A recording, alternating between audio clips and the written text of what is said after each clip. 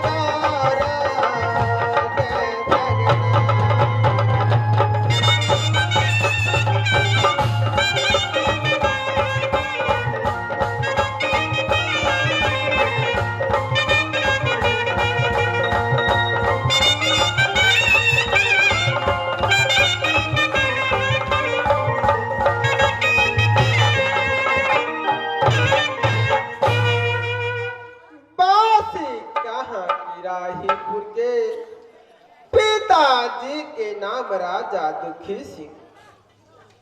माता और पिता नाम रखने ये सती कुलवंती। लेकिन सोनापुर सा निकाला केला जय दिन सा भटकते बाबा के पास येली। आई जंगल में बाबा के कुटी में रहे छी। बाबा के जाय छी चरण कमल के प्रणाम करबे। बाबा कुछो कहते चाहा करबे।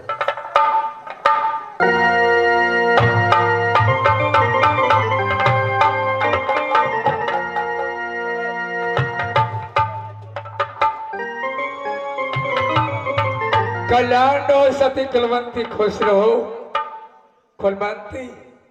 बाबा जिस के लिए तो इतना दुख को काटे है, जंगल में भटकते भटकते मेरे पास आए। पुत्र के कारण वह पुत्र तुम्हारा अब मिल गया। मैं यही बोलूंगा, यह कुटी है, यह जंगल है, तो चले जाओ सोनापुर, क्योंकि तुम्हारा राज है। राजा की रानी हो तुम, सुंदर कुमार के लेकर चले। बाबा जोगी बोलो। हो तू कहे था सोनापुर चले बाबा। अब बस तू नहीं रहता बाबा तो हमर बेटा दुनिया में नहीं मिलती। नारायण नारायण, इसमें मेरा क्या है? ये ईश्वर जी का लीला है, मैं भी पता नहीं पाता हूँ। सती कुलवंती बाबा बताया है, होनी है सो हो के रहे, अनहोनी न हो। जाकी राखे साया मार सके ना कोई। बाबा जोगी बोल।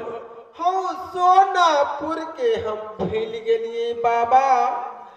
तोरा कुटी में तोहर बेटी तोरा चरण के सेवा कर। लेकिन बेटा तो है, पुत्र तो है, उनको लिए तुमको सोचना होगा।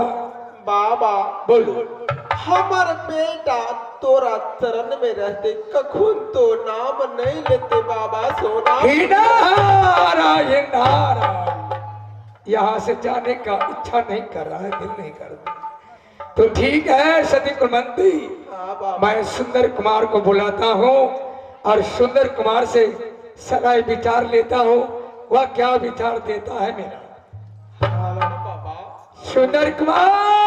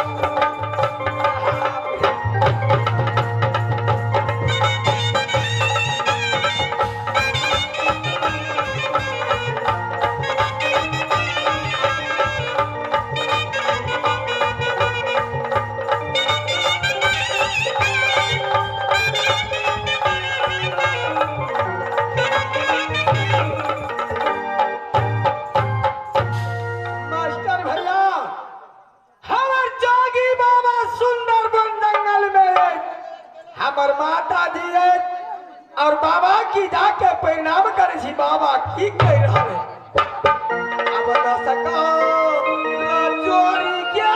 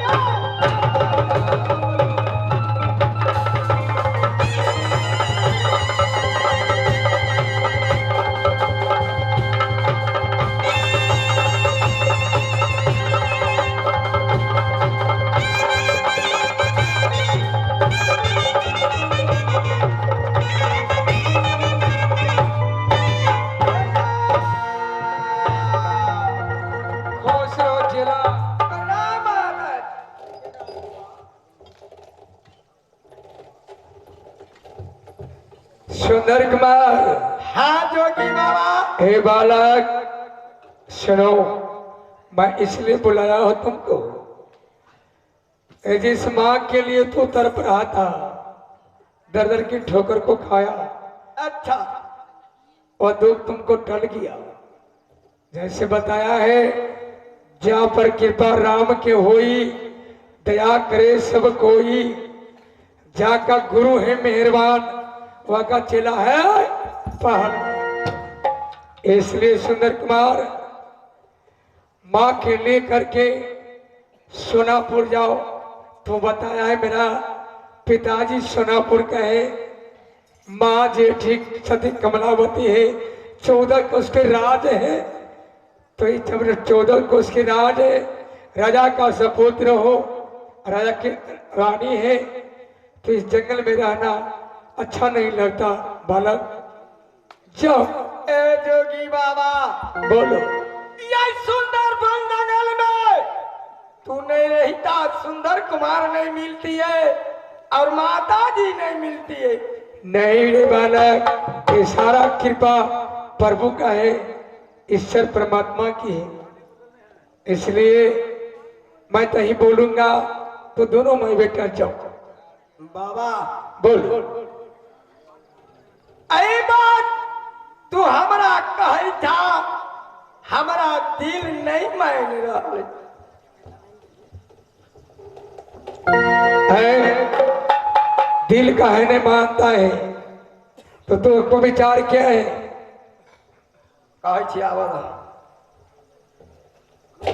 यहाँ रहने का विचार है कि सोनापुर जाएगा? एक बोल।